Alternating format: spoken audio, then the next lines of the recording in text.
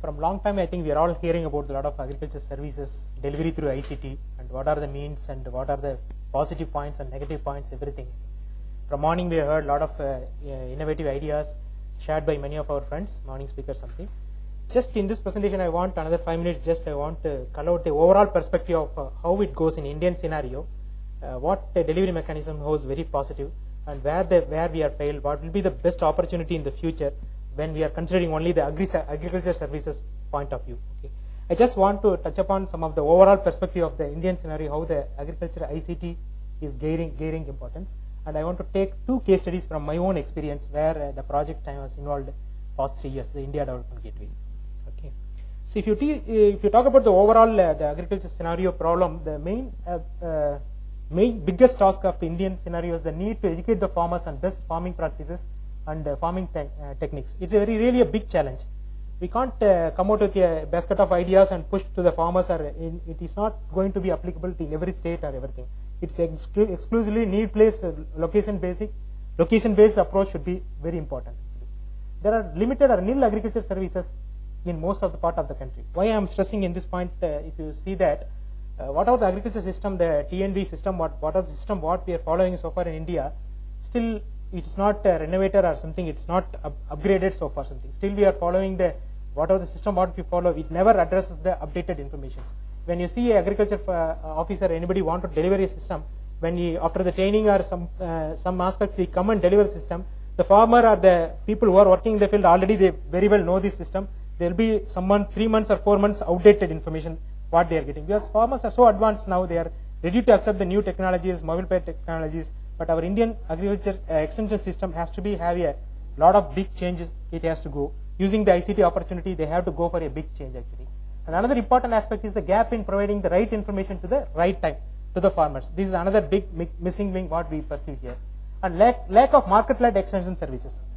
This is one of the biggest challenge here actually. What are the extension methods? What you are pushing here is towards the production and some good agriculture practice, and not much towards on the marketing side, where it is a major lacuna and major problem lies in Indian thing. Many of the failure or many farming suicide or any agrarian distress in this country, mostly because of the main reason is there is no proper market-led extension services.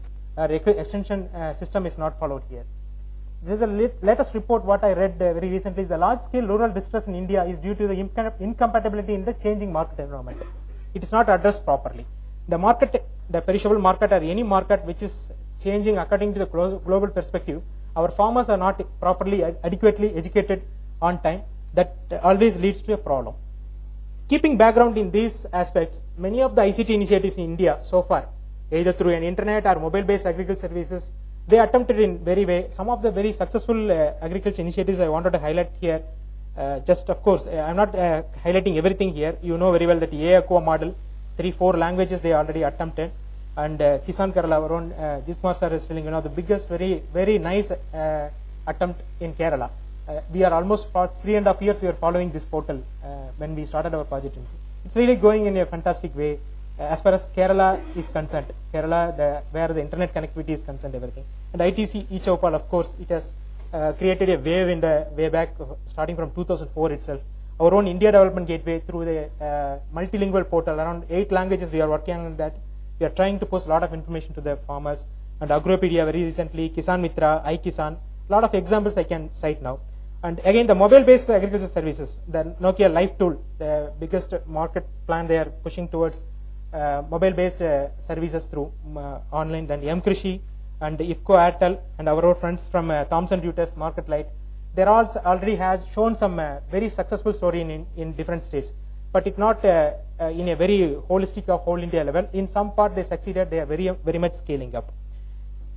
Based on these things, a lot of papers I studied in these aspects, in individually all this ICT initiative in India. What are the major challenges which is at present can be addressed, or which is the people are facing is the main thing is towards whenever we are trying to attempt any ICT based services, everybody will be first thinking of here putting a site and putting the content and push things, thinking that everything will overnight, farmers will approach and it will be reached. The real scenario is internet penetration is only 7% of the Indian populations, and of course it is mostly confined to urban. You think of the rural reachability. Okay, and again, the second important thing is the broadband services yet to become a reality in rural India, except maybe Kerala is one of the exceptions. Kerala, and we visited some area in Gujarat where they have a very positive. Some area if you see there in Jharkhand and even Sikkim in northeast area, we are very lagging behind in development, infrastructure development in this case. And mobile handset dependency. Many of the services are coming through mobile, or we have to buy either the same mobile which comes with the software where you can have the interactivity or the, otherwise it will be very difficult. And limitations in the local language SMS. This is another big lacuna. Many farmers are looking for a local language SMS. Only very few people they succeeded in that. But apart from that, most of the people, we are still struggling to provide information in local language. There are a lot of issues are there. That is again the mobile dependency is there, and Unicode problem and everything is there. And affordability of the services. Some services what they offer is not in a position, the farmers are not in a position to readily affordable. And another point I missed is the local language content availability. And mostly push method and very limited interactions. Presently available services mostly whatever we get the information, we are trying to push through a mobile or something. There is no two-way interactions is very limited. If you see even Nokia service also, even Thomson Reuters also, mostly if you register particular location or something, we are keep on pumping the information something. Farmers, if they want to again interact, they have to go in a different mechanism. This is another failure. Still, it has to be addressed very importantly. Many services are in pilot stage only.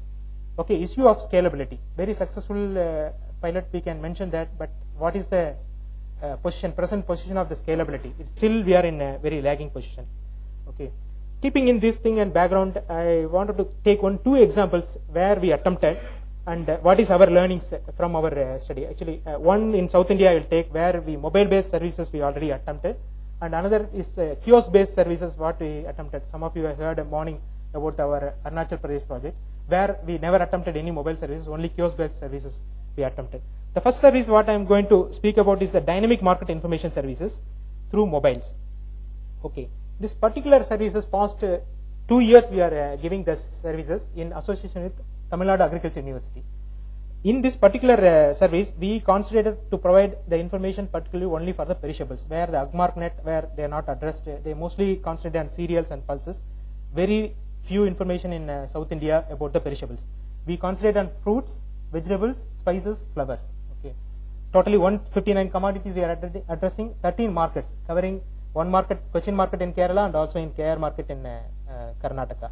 So all these 13 markets we have placed market analysts in place, and they will collect the information and push this information through a network of through Tamil Nadu Agriculture University, and from Hyderabad we are pushing this through SMS. Okay, so far close to 12,000 farmers enrolled for these services. Okay, this is the mechanism we follow. Every market based on the auction time from morning starting from 4:30, some markets, all the 13 markets, our market analysts will go there.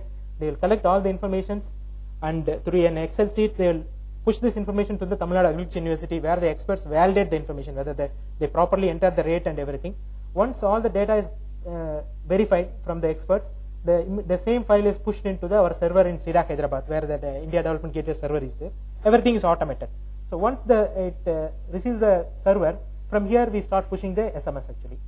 The same information you also get through the portal also. SMS we are giving only a limited option. A farmer can register only for 2 markets for one commodity for a particular season. We can't push all the market data for him in this mobile. Okay, but through mail or by website you can get all the sites. This is a site available to view this thing, but it's not very elaborate this thing. Apart from the market information, daily market information, we are giving some value added services also, where we are pushing the traders database. Every regular basis we are updating all the market profile also, what type of auction is happening in those market, what type of fees they are charging for the wholesalers, everything. Through mobile we are giving only the wholesale price for the market for the farmers. Through website we are giving the wholesale and retail price. Okay. Apart from that, we will regularly update other farmers tips and other things also. What I wanted to mention is here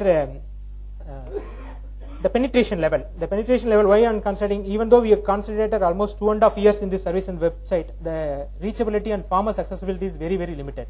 Only because we couldn't able to market much on this thing, and only known scientists and people and KVK scientists who are all regularly interacting through trainings, they are pushing this website. Otherwise, we couldn't be able to succeed much on this website penetration. But when we introduced this SMS concept, and very short period, within past 6 months, we could able to enroll to close to 12,000 farmers. Okay, they are using our services. It is going in a very fast rate. People are immediately, I think, because you know the penetration rate of mobile in Tamil Nadu and South India is very high. Almost we can say around 98%. Okay. Very recently we had a study also. One of the student in Tamil Nadu Agriculture University has conducted a study about how the DMI penetration is there, how the farmers perceive this information like that. The study was conducted in 2 districts of Tamil Nadu covering 12 villages. 95% of the farmers prefer mobile-based services rather than the internet. Okay. Majority of the farmers willing to sell their produce in distant market also. That means to say, after receiving these information, mobile-based informations, almost they'll get the market information by 2:30 in the afternoon, wherever they are, where they're in the field or something. It really helps them to make a decision that whether to harvest the produce today or whether to attempt to take this produce to nearest market or the next district like that. After this introduction of this service, farmers' the perception and decision making system has slowly improved. Actually, they are now trying to take this produce to the nearest market also, even across the state also. Okay. And self-decision regarding the marketing. Yeah, I'm finishing there. 1 minute. High level of aspirations towards using mobile phone as a potential tool for agriculture information also observed. So I'm coming to the next case study where the kiosk-based information what we are pushing to, why we are not attempted any mobile penetration here is in Arunachal Pradesh or this northeast, the mobile penetration still is very, very limited. Only the young population where the very youngsters in the family they are using. The farmers are not comfortable with mobile at all. Okay. These 10 districts, what we have done is, earlier only I told this thing, the mobile and the cellular usage is only 20%. Most of the thing is we have to push through internet or personal training is very, very important. So what I wanted to say is, whatever services we are planning in these areas, we have to take the appropriate decision something. If that particular community is so dependency on the personal training on this thing, they are not in a position to take the ICT things, we have to take much care to deliver the ICT methods accordingly. So in case of Northeast India, you have lack of e-awareness and language barrier is a main problem, and also frequent connectivity problem, everything is there. Something. Keeping all this in mind, I want to give 1 or 2 suggestions that you know that how fast the mobile penetration subscription in India is going on. I think it is a last month data, 635 million. Now another 30 million has already added up in this month. Every month is going plus 30, exponentially it is growing very well. So mobile is the best option as far as whatever integration, even internet services, whatever we are providing now, we can go ahead with the mobile services now. And another important area where we are missing is the cable TV connectivity. Okay. It is unavoidable in Indian scenario. Even though its internet connectivity is only 3.2%, but 70% of the Indian households having any one mode of cable TV connection. We can attempt to take this power to push some of the agriculture things in a localized manner. Of course, the next generation 3G and 4G policy also drafted in very recently in the ministry. So MMF services through agriculture, many companies already I think initiated to in this line. This will be again the potential option in the future. And the next final I wanted to say there's the social networking options. Through mobiles like what we are doing in Google and Orkut, farmers social networking we can create. If you create a platform of such kind through ICT, we need not to worry everything. Everything will be automatically, farmers will get themselves interacted. Anything for marketing or agriculture information, it will be exploding in future in a very well. That's all in a nutshell I wanted to tell about my experience on this thing. Thank you very much. Thank you, Doctor. So, any questions?